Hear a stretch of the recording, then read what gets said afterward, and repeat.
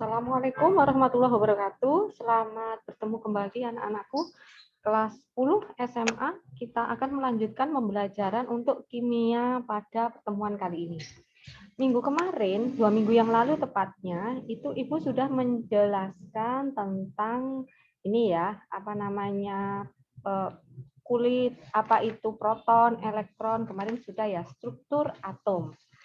Itu kemarin sudah dijelaskan tentang tanda atom, nomor atom itu bagaimana, kalau itu berupa anion, kation, itu menghitung proton elektronnya gimana, kemarin sudah ya. Oke, sekarang kita lanjutkan ke ini, materi berikutnya yang akan kita bahas itu tentang bilangan kuantum dan tentang konfigurasi elektron. Tapi sebelum masuk ke situ, nanti kita bahas tentang ini dulu, model atom, tentang perkembangan sistem periodik unsur. Bagaimana perkembangannya sistem periodik itu sampai sekarang bisa kalian nikmati di tabel sistem periodik unsur, gitu ya. Baik, kita lanjutkan. Kemarin pada minggu kemarin, 2 minggu yang lalu ya, kita sudah belajar tentang ini, teori atom dan perkembangan model atom, struktur atom, tanda atom sudah. Nah, sekarang kita belajar ini tentang konfigurasi elektron ini. Untuk sistem periodik kita belajar di minggu setelah ini selesai.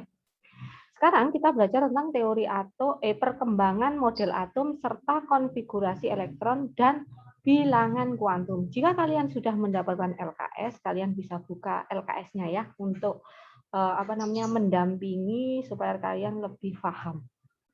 Baik. Kita lanjutkan tentang konfigurasi elektron berdasarkan kulit atom. Sebelumnya, untuk perkembangan sistem periodik unsur bisa kalian baca di LKS kalian ya, ada di halaman 25. Bagaimana pengelompokannya itu dimulai dari siapa sampai yang terakhir nanti sampai di sistem periodik modern. Untuk konfigurasi elektron yang berdasarkan kulit atom ini didasarkan pada teorinya Niels Bohr, ya. Berdasarkan teorinya Niels Bohr, itu elektron mengelilingi inti pada lintasan atau pada kulit tertentu yang disebut kulit atau tingkat energi. Berdasarkan Niels Bohr juga konfigurasi elektron itu didefinisikan atau dinyatakan sebagai susunan elektron pada atom. Menurut Niels Bohr, di dalam atom itu ada beberapa kulit. Ada kulit pertama, ada kulit kedua, sampai seterusnya. Tergantung seberapa besar nomor atom dari unsur tersebut. Pada kulit pertama atau disebut dengan kulit K, itu jumlah elektron maksimumnya ada 2. Jumlah pada kulit berikutnya, kulit yang kedua atau kulit L, itu jumlah elektron maksimumnya 8. Dapat angka 2, 8, 18, 32 itu dari mana? Ada di LKS kalian, bisa kalian lihat di halaman ini sebentar. Ada di halaman 30. Nanti kalian sambil cek ya, halaman 30. Caranya itu yang ada di kotak paling bawah 30 atasnya itu. Untuk rumusnya itu ada 2N pangkat 2, di mana N menunjukkan kulitnya. Jika kulit itu kulit K, maka nilai N-nya kan 1, ini N ya, 1 ini N. Maka 2 kali N pangkat 2, N-nya 1, 2 kali 1 pangkat 2, kan 1 ya, 2 kali 1, maka hasilnya 2. Jika di kulit yang kedua atau kulit L itu punya nilai N sama dengan 2, maka jumlah elektron maksimumnya kalian kembali ke rumusnya, 2N pangkat 2. Jika N-nya 2, maka 2 pangkat 2 itu 4, dikalikan 2 hasilnya 8. Sampai ke bawah, ini cara menghitungnya seperti itu. N-nya ini, nomor kulit, itu menunjukkan N. N sama dengan 1, maka kulitnya disebut sebagai kulit K. Berdasarkan teori atom Niels Bohr. Selanjutnya, bagaimana konfigurasi elektronnya berdasarkan Niels Bohr? Kalau konfigurasi elektron berdasarkan Niels Bohr, maka ini kita contohkan. Ada atom Li, ada unsur Li dengan nomor atom 3, maka jumlah elektronnya kan 3, karena dia berupa atom netral, maka 3. jumlah elektronnya 3, maka konfigurasi elektronnya bagaimana? Kulit yang diisi terlebih dahulu adalah kulit yang paling luar atau kulit nomor 1. Nomor 1 tadi kan kulit K. Nih, nomor 1 kulitnya adalah kulit K. Nih, ya, masih ini K. Maka jumlah elektron maksimumnya 2, maka diisi 2 dulu. Diisi 2. Kita kembali ya. Nah, ini diisi 2. Kan elektronnya 3, sudah dipakai 2, maka sisa berapa? 1. 1 masuk di kulit yang nomor 2 atau kulit L. Maka kulit L terisi 1. Jika dihitung semua elektronnya, maka jumlahnya ada 3. Demikian juga Mg dengan nomor atom 12. Sama caranya. Diisi dulu kulit yang pertama sampai batas maksimumnya berapa sesuai dengan tabel yang tadi. Kemudian kalau ada sisa masuk di kulit berikutnya. Mg dengan nomor atom 12, maka jumlah elektronnya kan 12. Maka caranya kulit K diisi 2 karena maksimumnya 2 kan. 2. Setelah K itu L, L itu maksimumnya 8, maka diisi 8. 2 tambah 8 kan 10. Masih bersisa berapa? 2. Maka 2A dimasukkan di kulit yang ketiga. Gitu ya. Jika dijumlahkan, maka 2 tambah 8 itu 10, ditambah 2, 12. Sehingga elektronnya akan masuk semua di kulit-kulitnya si atom itu. Gitu ya. Begitu seterusnya. Tergantung berapa jumlah elektronnya itu tadi. Yang kita sebarkan elektronnya, maka itu caranya. Dalam konfigurasi elektron berdasarkan Niels Bohr, maka jumlah elektron yang menempati kulit terluar itu disebut sebagai elektron valensi. Nah, dari contoh ini, yang disebut elektron valensi itu yang mana? Ini loh. Ada 1, 2, 7, 1, 3. Ini kan elektron yang berada pada kulit paling luar, maka ini disebut sebagai elektron valensi. Nah, elektron valensi itu hanya boleh mengandung maksimal 8 elektron nih. Di paling luar ini maksimal 8. Tidak boleh lebih dari 8. Jika sisanya ada 9, ini contoh 19, 2, 8, sisanya kan 9. Maka ini tidak boleh diisi 9. Padahal di kulit yang ketiga itu kan boleh sebenarnya 9. Coba kita cek ya. Kulit yang ketiga itu adalah kulit apa ya? Coba kita lihat kulit yang ketiga, kulit M nih. Kulit yang ketiga itu kulit M. Elektron maksimumnya harusnya kan 18. Harusnya kan 18. Kalau sisa 9 kan boleh masuk. Tapi ada aturan jika elektron valensi itu hanya boleh maksimal 8, maka 9 ini harus dipecah menjadi 8, kemudian 1. Gitu ya. Nah, ini seperti itu caranya. Jadi kalau di paling akhir itu lebih dari 8, tidak boleh ditulis sisanya itu. Sisa 10 gitu misalnya. Ditulis langsung 10, nggak boleh. Harus tulis 8, kemudian 2. Gitu ya. Lanjut. Nih, kemudian bagaimana dengan teori atom selanjutnya, yaitu teori atom mekanika kuantum atau teori atom modern. Pada mekanika kuantum atau yang biasa kita pakai sekarang, itu ada beberapa ilmuwan yang menyumbangkan berpartisipasi dalam mekanika kuantum. Yang pertama ada yang namanya Max Planck. Bapak Max Planck ini dia menyumbangkan katanya bahwa atom suatu zat yang dapat menyerap atau memancarkan energi pada paket-paket gelombang tertentu yang disebut kuanta.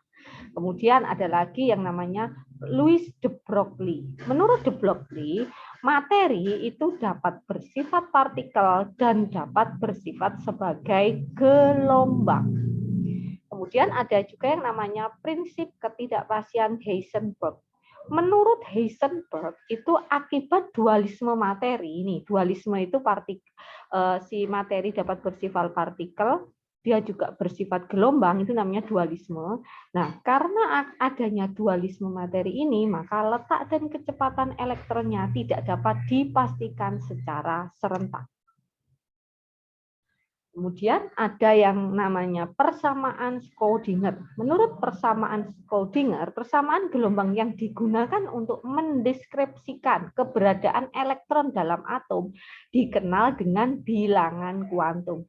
Jadi menurut teori mekanika kuantum atau teori atom modern itu elektron itu tidak bisa dipastikan letaknya di mana. Yang bisa dipastikan hanya kemungkinannya atau kebolehjadian biasanya sering disebut sebagai kebolehjadian. Mungkin elektron ada di sini, mungkin ada di situ. Itu disebut sebagai bilangan kuantum. Ini untuk menentukan letaknya elektron di mana sih? Kemungkinan ada di mana? Itu gitu. Dalam mekanika kuantum nanti ada yang namanya ini tadi. Ini ini itu teori mekanika kuantum ini penyempurnaan dari teori atom sebelumnya, yaitu Niels Bohr tadi. Ini kan sama dengan Niels Bohr bahwa yang di tengah ini namanya inti, kemudian ini namanya kulit-kulit atom. Kalau menurut si Niels Bohr, elektron itu kan ya seperti kalau nggak di kulit pertama, kalau nggak di kulit kedua, ketiga, itu kan pasti. Tapi ternyata setelah ada penelitian lebih lanjut, tidak seperti itu. Ternyata kebolehjadiannya yang bisa dilihat.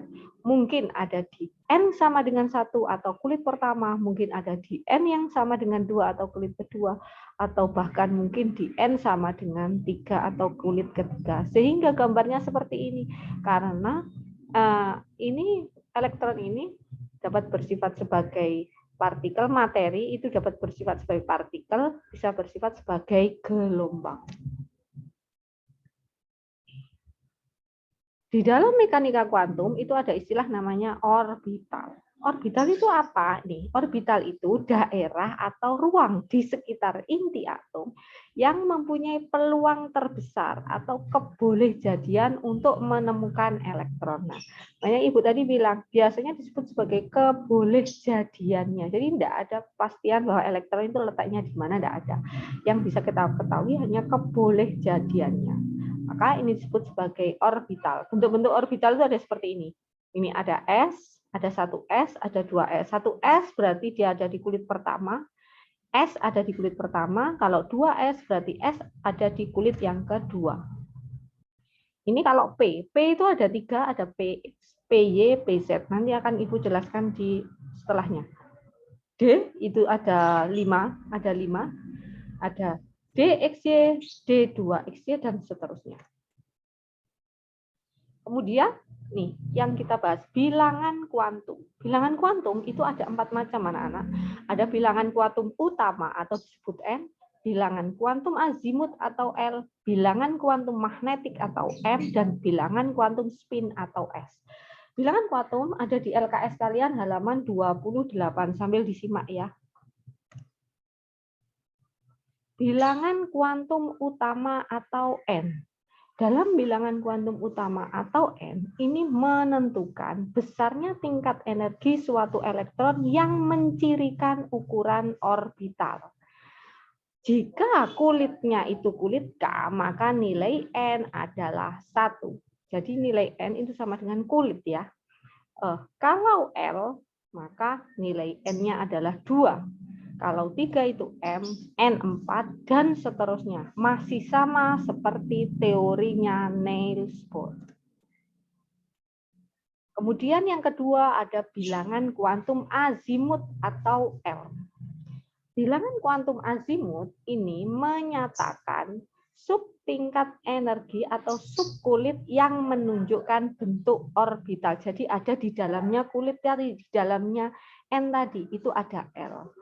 Jika pada subkulit S, elektron itu berada di subkulit S, maka nilai L-nya adalah 0. Jika elektron berada di kulit P, di subkulit P, maka nilai L-nya adalah 1. D itu 2, F 3, dan seterusnya. Ini harus hafal, ini patokannya. Kemudian selanjutnya ada bilangan kuantum magnetik atau M. Bilangan kuantum magnetik ini menentukan arah orientasi di dalam ruang relatif terhadap orbital lain. Nilai M jika berada di subkulit S, L-nya kan 1, maka bilangan kuantum magnetiknya adalah 2L plus 1 rumusnya. Maka nilainya 1, sehingga nilai M-nya adalah 0. Kotaknya itu ada 1. Ini bisa kalian lihat di bukumu ya, halaman 28, lebih jelasnya. S itu harga L-nya adalah 0, maka M-nya adalah 0 juga. Di situ kotaknya cuma 1. Ada di halaman 29, bisa dicek. Subkulit S itu kotaknya, orbitalnya itu cuma 1, maka itu nilainya 0, nilai M-nya. P, nilai P, maka bilangan kuantum magnetiknya itu berapa? Maka kotaknya, orbitalnya ada 3, maka nilainya min 1, 0, dan plus 1. Bisa kalian cek di buku halaman 29, sambil cek ya. Kemudian D, D itu L-nya 2, maka nilai M-nya 2L plus 1 rumusnya. Maka 2 kali 2, 4 tambah 1, 5. Maka jumlah orbitalnya 5. Kotaknya ada 5. Jadi asal muasal kotak yang ada di halaman 29 atas, itu berasal dari rumus ini ya. 2L plus 1. Kotaknya 5, maka nilainya berapa saja M-nya? Min 2, min 1, 0, plus 1, dan plus 2. Jadi nanti tergantung elektron terakhir itu berada di kotak mana, maka itu menentukan nilai M-nya. Nanti sambil Ibu berikan contoh soalnya ya. Kemudian F sama nilai L-nya 3, maka dimasukkan ke rumus 2 kali 3, 6, tambah 1, 7. Maka kotaknya ada 7, orbitalnya ada 7. Maka nilai M-nya beragam, mulai min 3, min 2, min 1, 0, plus 1, plus 2, dan plus 3.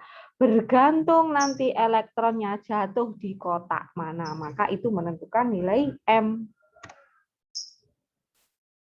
Terakhir ada bilangan kuantum spin. Bilangan kuantum spin itu gampang, tinggal menunjukkan jika panahnya ke atas, maka nilainya adalah plus setengah. Jika panahnya ke bawah, maka nilainya min setengah. Bilangan kuantum spin ini tidak berhubungan secara langsung dengan 3 bilangan kuantum lainnya ya. Dia berdiri sendiri. Oke? Oke, sekian anak-anakku penjelasan dari Ibu. Nanti akan Ibu lanjutkan dengan contohnya ya. Kalian pahami dulu, jangan lupa sambil dibaca LKS-nya biar lebih paham. Jika kurang paham, silakan dilanjutkan di grup kelas, bisa bertanya sama Ibu. Oke, Ibu tunggu. Sekian, terima kasih. Assalamualaikum warahmatullahi wabarakatuh.